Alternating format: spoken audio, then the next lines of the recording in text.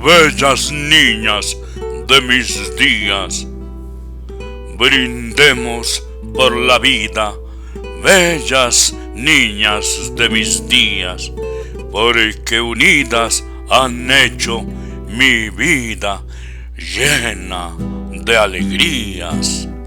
Me han acompañado y amado en las mañanas, con cálido amor, soleando los bellos atardeceres, para brindar unidos el amor en esta copa de rosas, divisando la ventana de luminosas lunas en las noches.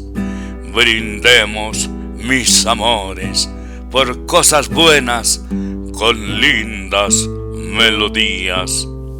Brindemos por la feliz unión que no olvidaremos por ser de maravillas.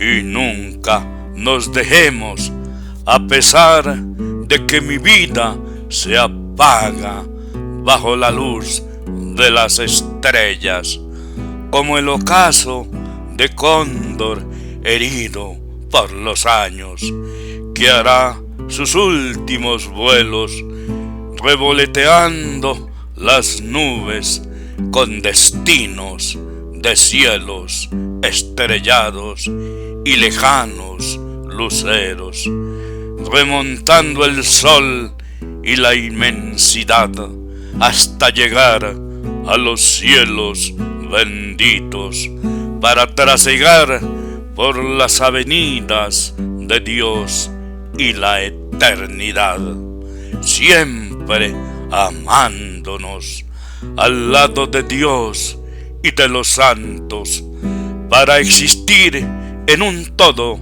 de cerca y en lejanías, expresándoles yo siempre mi sincero amor y el canto de las mil gracias. Gracias, gracias, gracias, mil gracias, bellas niñas de mis días.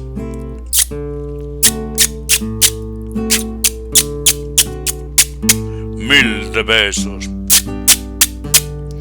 Bella niñas de mis días, bellas niñas de mis días. Dedicatoria.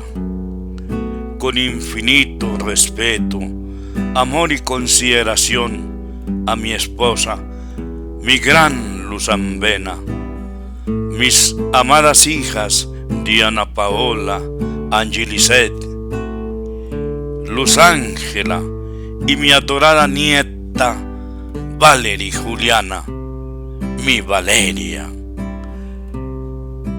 Muchas felicidades y muchos besos.